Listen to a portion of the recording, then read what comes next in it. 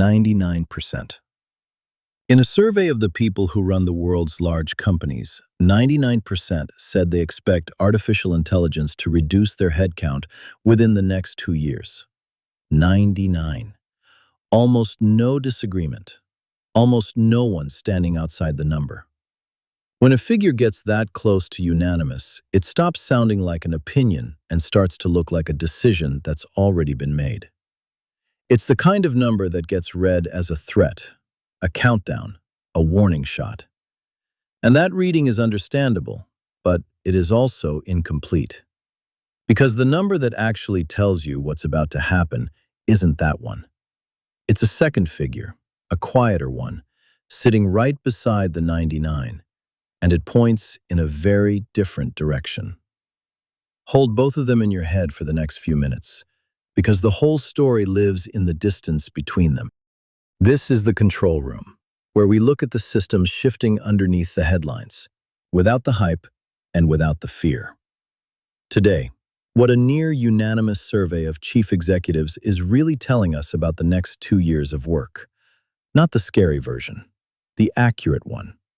And why the number that sounds reassuring is the one you should actually be watching. Let's start with where the number comes from, because that matters. It's from Mercer's Global Talent Trends Report for 2026, published back in February. Mercer isn't a headline factory. This is a standing annual survey they have run for years, and it is large. Around 12,000 people responded to it. And inside that group, 825 were C-suite leaders, the chief executives, the chief financial officers, the people who actually decide how big a company is. Of those top executives, 99% said they expect AI to drive at least some reduction in headcount within 2 years. Now, one point of precision, because almost every piece of coverage skips straight past it. That 99% is an expectation. It is not a list of names. It is not a documented plan to replace specific people at specific desks. It is leaders telling a surveyor that they expect AI to change the size and the shape of their workforce. And we keep that distinction on purpose because it is easy to inflate this into something it isn't. The honest version is unsettling enough.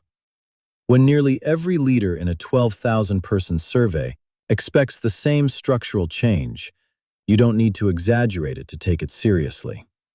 You just need to read the next number. Here is that next number, the one that reframes the first. 99% expect to restructure around AI, but only 32%, roughly 1 in 3, believe their own organization can actually combine human and machine work well. Sit with that gap for a second. A near universal intention to rebuild and a 2/3 shortfall in the confidence to carry it out. Almost everyone plans to do it. Most of them quietly doubt they can do it well. So the real story underneath the headline was never that the machines are simply better than you at your job. The story is that almost every large organization on Earth is planning the same move at the same time, and the majority of them privately are not sure they know how. The same report found 98% planning organizational redesigns inside that same 2-year window. Around 65% expect to redeploy or reskill somewhere between 11 and 30% of their people. These are not the numbers of a light trim at the edges. This is a rebuild, a deep structural reorganization of how work is divided between people and software.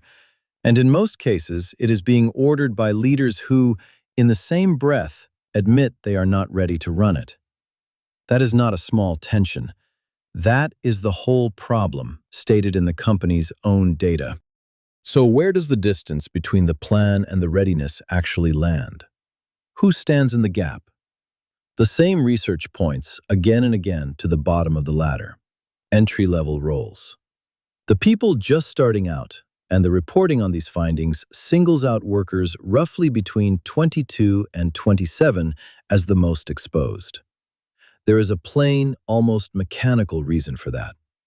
The work that today's AI does most reliably, The first draft, the research pass, the summary, the cleanup, the small, repeatable task is exactly the work you used to hand to someone new. It was the beginner's work. But here's the part that gets missed. That work was never only work. It was the training. It was how a person learned the shape of the job well enough to do the harder version next year. It was the ladder's lower rungs. So when AI absorbs those tasks, the ladder does not just get shorter at the top. It loses the rungs you climb first, the ones that got you onto it at all. And you can already see the strain in how people feel at work. In 2 years, Mercer found the share of employees who described themselves as thriving fell from 66% to 44%. In that same window, the share worried that AI will take their job climbed from 28% to 40%. None of that is a failing in the workers. They are as capable and as hardworking as they have ever been. It is simply what it feels like to stand next to a rung that is quietly being removed, and to be told the removal is progress. If you want the shift underneath the headlines every single week, subscribe. We do the reading so the pattern comes to you. The control room. The signal. Every week. Now, a survey is still just people telling you what they expect. You could reasonably argue that expectations are cheap, that executives say a lot of things to a clipboard. So let's leave the survey and go to the record, to the place where intention shows up as fact. Challenger Gray and Christmas is the firm that has tracked announced U.S. layoffs for decades. In May of 2026, American employers announced about 97,000 job cuts, and AI was named, directly named by the companies themselves, as the reason for 38,579 of them. That is 40%. It was the single leading stated reason for cuts for the third month in a row. Across the year so far, AI has been cited in more than 87,000 cuts, nearly a quarter of every layoff in 2026. So the expectation is not hypothetical anymore. It is already a line in the ledger, and the line is getting longer. And now the turn, the part that should change how you hear all of this. It is tempting to look at that 32% readiness figure and feel reassured. Most of them are not ready, so maybe it won't really happen, or at least not yet. But that is exactly backwards. A clean transition, one an organization actually knows how to run, is the survivable kind for the people inside it. A half-ready one is not. The readiness gap does not slow the change down and cushion the fall. It just about guarantees the change lands harder on the people standing underneath it. So here is the number to actually hold on to. It isn't 99. It is the distance between 99 and 32. The space between what almost every company intends to do and what only a third of them believe they can do well. That gap is where the next 2 years of work will be decided. When nearly everyone intends the same enormous change, and most of them doubt they can manage it, the agreement itself is the signal. Not the fear, not the hype. The quiet, near-total consensus, and the readiness that has not caught up to it. This is the control room. We will keep showing you the pattern underneath the noise. What you do with it, that part is yours.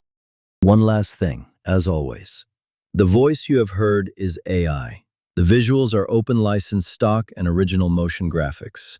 But every figure in this video was researched and checked by a human being, and every source is named in the description below. The control room. The signal. Every week.